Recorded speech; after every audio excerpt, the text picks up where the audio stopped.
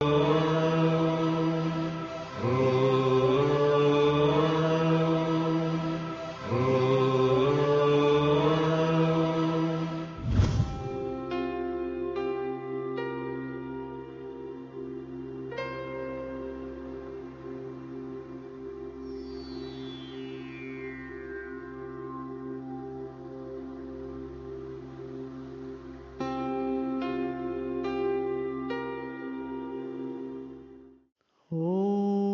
नमः प्रणवार्थाय शुद्धज्ञानैकमूर्तये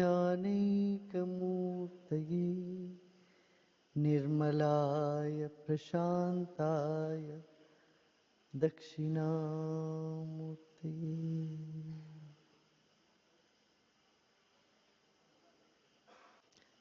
अष्टावक्र जन्म से ही, बल्कि जन्म के पूर्व से ही ज्ञान के दाता रहे। एक अनूठा कहानी है। कहोदा नाम के एक विद्वान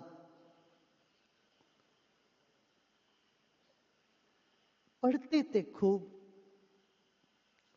अध्ययन किया इन्होंने। रात भर वो पढ़ते रहे, अध्ययन करते रहे। जहां भी कोई विद्वानों की सभा होती थी वहां जाके वाद विवाद भी करते रहे, जीतते भी आए। वो उनका एक शौक था, जीतना सबको। जैसे अक्सर होता है लोगों का, विद्वानों में ये बनी रहती है, हम सबसे जीतेंगे। राजा जनक के दरबार में बड़े विद्वान थे। उनमें एक विद्वान, उनका नाम वंदिन।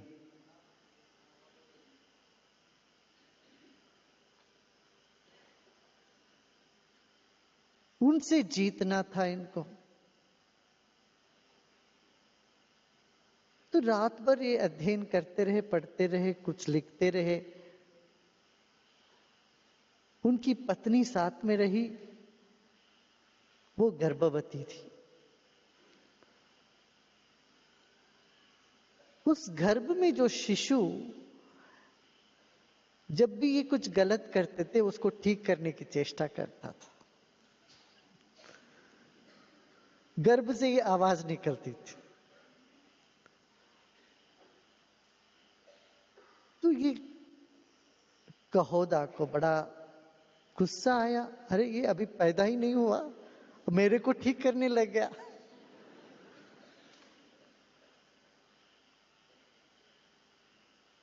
तो उसने उनको श्राप दे दिया, तुम बड़े टेढ़े हो, तेरा चाल सब टेढ़े हुआ। अरे अभी बच्चा पैदा ही नहीं हुआ, जानता ही नहीं है, अब मेरे को ठीक करने लगे। मैं तो इतने साल यहाँ अध्ययन कर चुका हूं, पढ़ चुका हूं, अनुभवी हूं। ये कौन होने वाला है? ये तो मेरा, वो भी मेरा खुद का बच्चा, मेरे से ज्यादा कैसे जान पाएगा ये? इस तरह के भाव आता। तो जब वो बच्चा पैदा हुआ तो 8 गांठ रही उनके शरीर में। उसका चाल में टेढ़ापन था, देखने में, बैठने में, उठने में 8 अंग टेढ़े थे। तो इसलिए उनका नाम पड़ गया अष्टावक्र।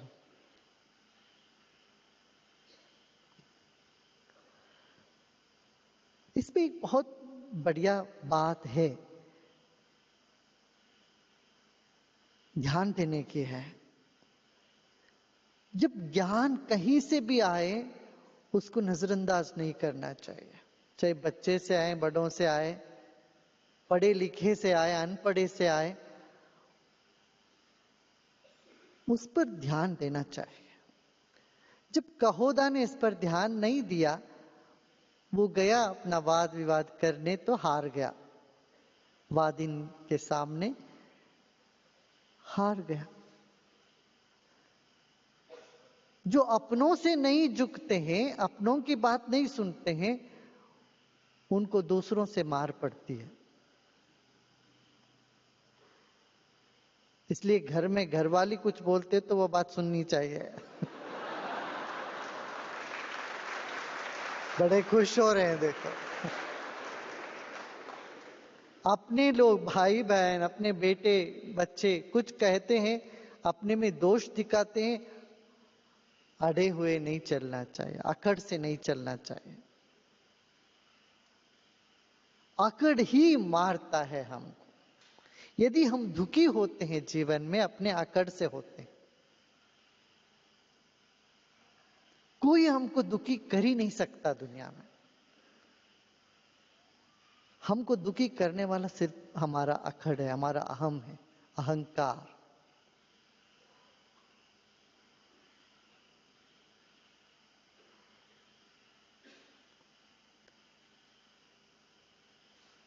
हम झुकना नहीं चाहते हैं, या जो झुकते भी ऐसे झुकते हैं, अंदर तो नहीं झुक रहे हैं, ऊपर ऊपर झुक रहे हैं। संस्कृत में एक और कहावत कहता है, अति विनयम धूर्त लक्षणम। जो बहुत विनम्रता दिखाते हैं, अंदर बड़े धूर्त हैं ये, जान लेना। अरे जी हम आपके चरणों के धूल है बोलेंगे, मगर उनके अंदर रखड़ बना रहता है इतना।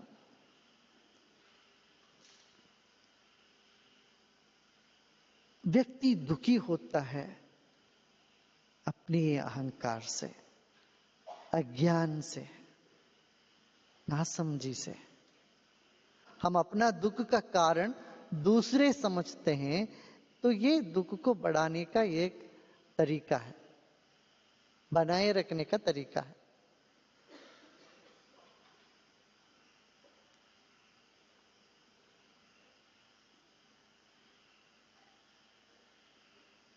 जब अष्टावक्र के पिता हार गए,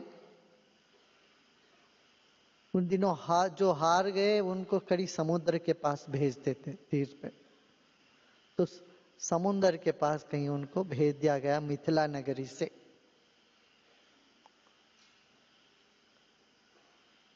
इतनी बड़ी कहोदा जैसे विद्वानों को हरा दिया, तो वादिन को भी अपना अहंकार चढ़ गया था।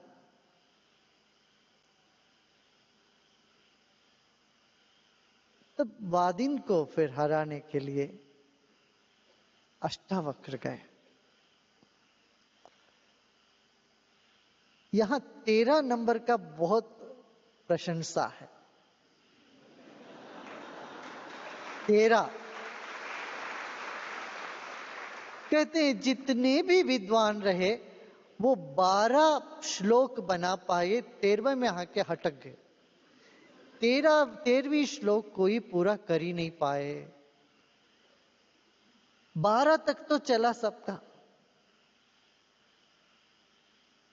बस वहीं खत्म हो गया। 13वें पर कोई जा नहीं पाए। और अष्टावक्र के साथ 13 नंबर का बहुत बड़ा एक संबंध रहा। तो अष्टावक्र वो 13वीं श्लोक को पूरा किए। अच्छा, ये 13 नंबर का क्या ऐसा महत्व, क्या है संख्या 13 का क्या महत्व है, इसमें भी रहस्य। देखो,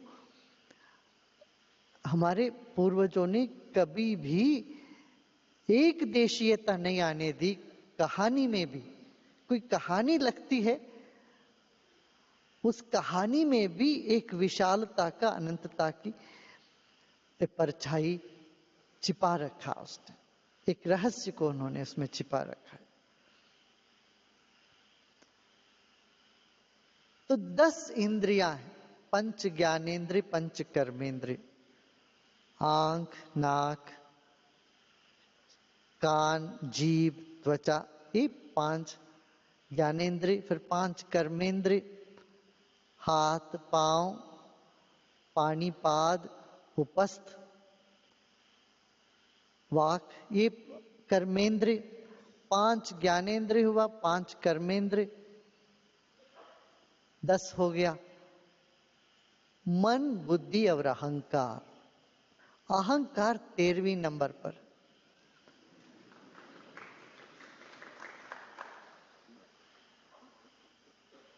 तो अष्टावक्र गए, वो 13वीं श्लोक इन्होंने पूरा कर।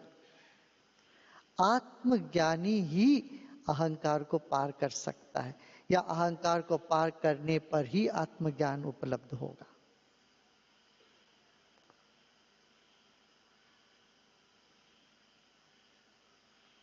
जब अष्टावक्र जाते हैं उस सभा में, बाकी सारे विद्वान उनको देख के हंसने लगते हैं।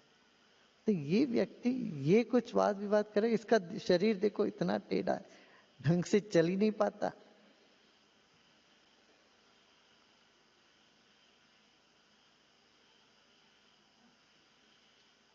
तो उन्होंने, कोई बोले भी नहीं, मगर इन्हों मन ही मन समझ गए अष्टावक्र। बोले, राजा जनक से बोले, राजा तुम्हारे आस्थान में मैंने सोचा बड़े विद्वान है, आत्मज्ञानी है, मगर ये सिर्फ चमड़े को ही देख रहे हैं, ये बाहर अंदर की नूर, अंदर का प्रकाश किसी को नजर नहीं आ रहा।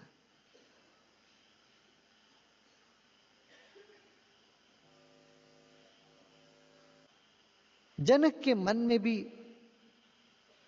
आई थी बात, थोड़ा सा उनके मन में भी झिझक आई थी, अरे इसके इस व्यक्ति देखने से ऐसा कुरूप लगता है। जब उनकी बात सुनते ही जनक के मन की संशय दूर होने लग गया। फिर वो कहने, मंदिर का यदि शिखर टेढ़ा हो जाए तो आकाश कहीं टेढ़ा हो जाएगा?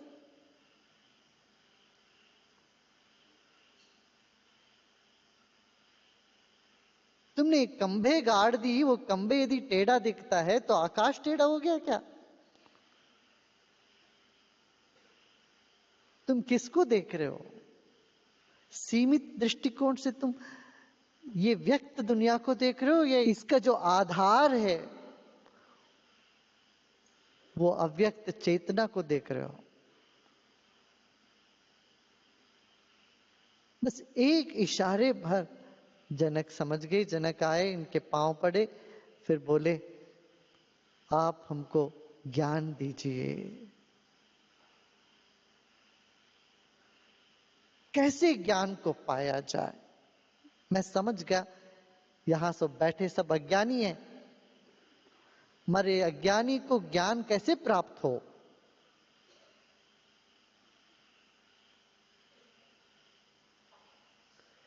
ज्ञान की पिपासा हर व्यक्ति में है, कुछ न कुछ मात्रा में। जानने की इच्छा सब में होती है, अरे क्या जानने की इच्छा, ये अलग बात है। कहीं चल रहे होते आप, सड़क पे कोई झगड़ा हो रहा है, कोई आदमी कोई औरत को पीट रहा है, कि गाड़ी रोक के देखोगे क्या तमाशा, क्या हो गया, क्या हो रहा है।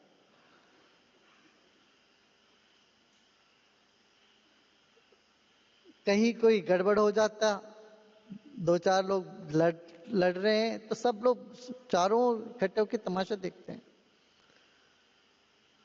रहा नहीं जाता। फिर पता करना पड़ता मन क्या हुआ, उनका क्या हुआ, इनका कोर्ट केस क्या हुआ, उसका वो स्कैंडल में क्या हो गया, बात कुछ पता चला क्या है।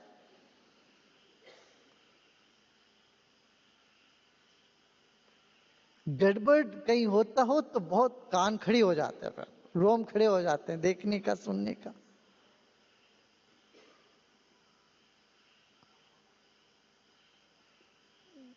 चलनचित्र जो बनाने वाले सिनेमा के लोग कहते, सिनेमा प्रोड्यूसर लोग कहते हैं, मसाला नहीं है तो मजा नहीं आता, इसमें मसाला होना चाहिए। क्या कुछ तो उपद्रव, कुछ लड़ाई झगड़ा, कोई इसमें रुचि जागती है ज्यादा। किसने किसको क्या कहा, फिर उसने क्या कहा, किसने अपमान सहा, किसको अपमान हुआ, किसको मार पड़ी, मगर कुछ तो जानने की इच्छा है सब में।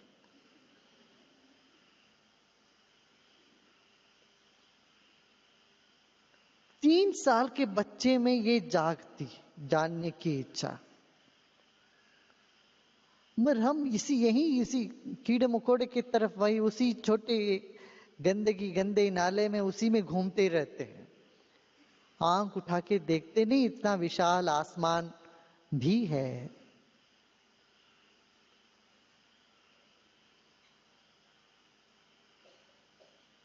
मगर ऐसा ज्ञान को कैसे पाया जाए? ज्ञान की इच्छा भी तभी होती है जब एक झलक तो मिल जाए, कुछ है और ऐसा महसूस हो, तो वो जानने की इच्छा होगी, है ना?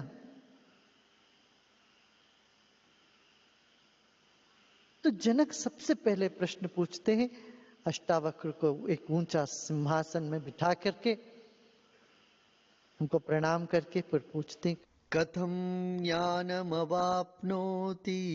कथं मुक्तिर्भविष्यति वैराग्यं च कथं प्राप्तमेतद् ब्रूहि मम प्रभो।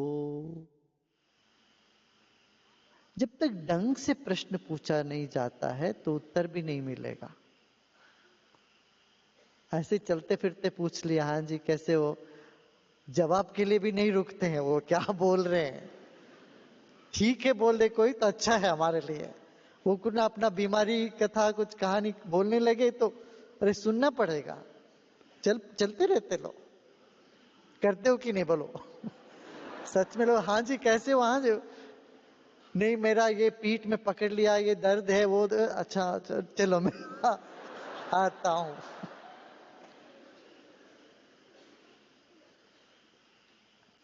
कई बार हम प्रश्न पूछते हैं, लोग उसका जवाब देते तो रहते हैं, हम सुनते नहीं, हमारा मन कहीं और रहता है, कुछ हिसाब किताब और लगाते रहते हैं हम।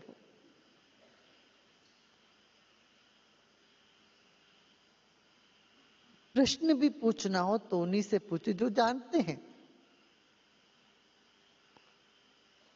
हल मांगना हो तो उन्हीं से पूछे जो दे सकते हैं।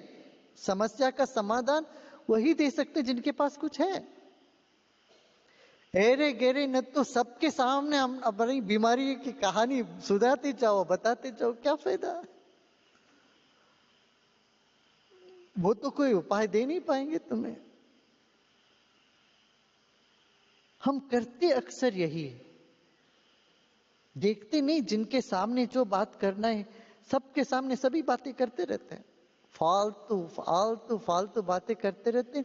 खुद का भी समय बर्बाद होता रहता है, दूसरों का समय तो और भी बर्बाद करता रहता है। कम से कम बर्बाद करने की चेष्टा करते हैं।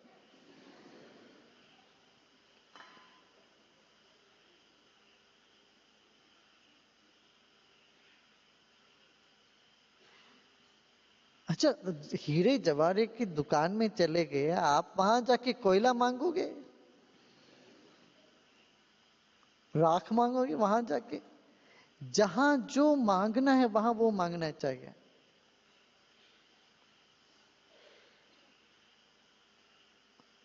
एक मैचिस दीजिए जी, आप गए हैं हीरे की दुकान में, क्या चाहिए? मैच बॉक्स चाहिए सिगरेट जलाने के लिए।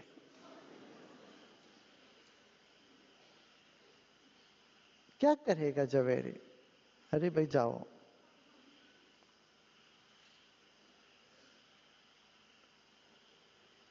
हमें क्या मांगना है, किससे मांगना ये नहीं पता।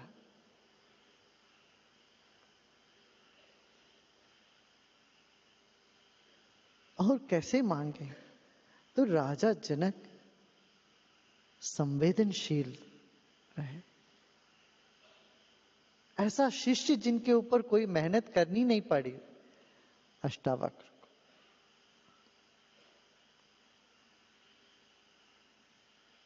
सीधा सीधा राजा जनक ने कहा, कथम ज्ञानम अवाप्नोति, ज्ञान कैसे मैं प्राप्त करूं, मुक्ति कैसे प्राप्त हो सकेगा?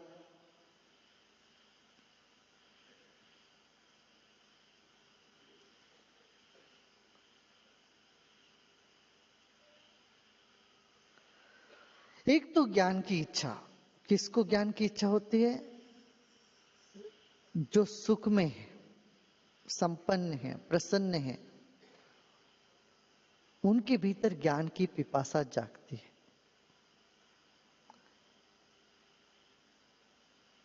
ऐसे भाग्य थोड़े से ही लोगों को होती है शायद। क्यों? बाकी सब तो मुक्ति ही चाहते हैं, क्यों मुक्ति किससे चाहिए भाई? क्यों मुक्ति चाहते हैं हम? दुख भारी पड़ रहा है, झेला नहीं जा रहा है, समस्याएं घेर चुकी है हमें, इससे निकलना चाहते हैं। वह चाह भी उतना ही सहज है जैसे ज्ञान की। 3 साल से हम कुछ जानना चाहते हैं, इसी तरह से उससे पहले भी हम मुक्ति चाहते हैं। छोटे बच्चे को कुछ बांध दो हाथ में, का गले में, वो उसको उखाड़ के फेंकना चाहते हैं। बंधन किसी को पसंद है ही नहीं।